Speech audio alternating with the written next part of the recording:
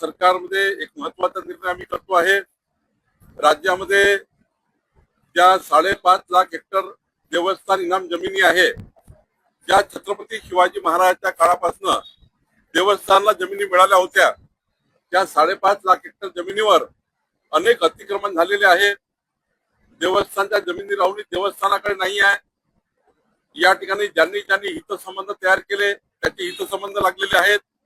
काही कुळ कायदा लागलेला आहे, काही ठिकाणी वहिवाट लागलेली आहे आणि त्यामुळं देवस्थानच्या जमिनी असूनही देवस्थान वापर करू शकत नाही, अतिक्रमित आहे।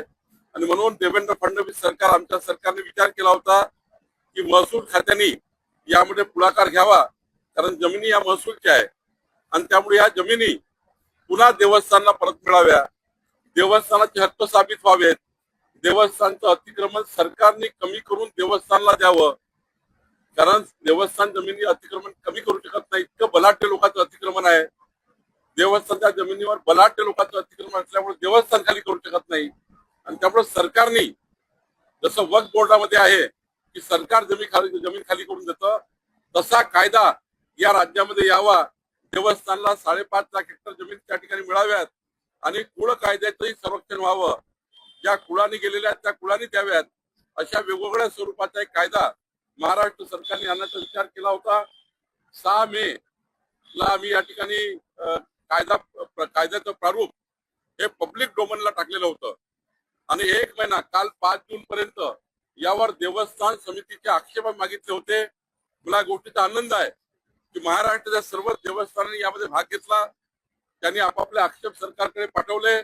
आता आम्ही विचार करतो आहे की आक्षेप फार मोठ्या प्रमाणावर आहे, म्हणून जो प्रारूप आणि जाहीर केलेला आहे ते सध्या स्थगित करतो आहे आणि राज्यामध्ये आमचे एसीएस महसूल श्री विकास खारगे यांच्या अध्यक्षतेखाली 2 विभागीय आयुक्त, 2 कलेक्टर, 3 उपसचिव आणि 15 देवस्थानचे प्रतिनिधी यांची एक समिती तयार करून हा जो कायदा आता आला आहे, हे जे आक्षेप आले आहे, या सर्व आक्षेपाची सुनावणी घेऊन नवीन कायदा आम्ही या राज्यामध्ये आणण्याचा प्रयत्न करतो आहे।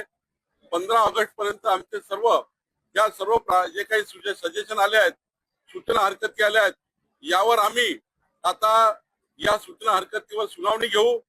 15 ऑगस्ट पर्यंत सुनावणी होईल। 15 ऑगस्ट पर्यंत आम्ही सुनावणी घेऊ।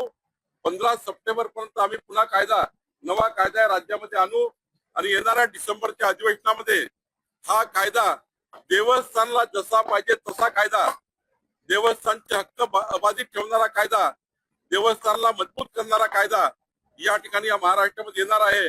आणि त्यामुळे काही देवस्थान समितीच्या मनामध्ये आणि खास करून हिंदुत्ववादी संघटनेच्या मनामध्ये या कायद्याबद्दल काही संभ्रम निर्माण झाला होता, या कायद्याबद्दल काही त्यांना वेगळं वाटलं होतं। त्यांनी आपला संभ्रम दूर करावा। सर्व देवस्थान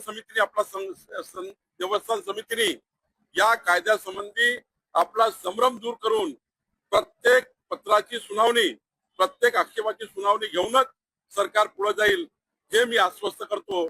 आणि आज देवस्थान निर्मूलन कायदा हा आता स्थगित करतो आहे आणि हा स्थगित करून पुढच्या 3 महिन्यामध्ये नवा कायदा महाराष्ट्रामध्ये आणण्याचा प्रयत्न करतो।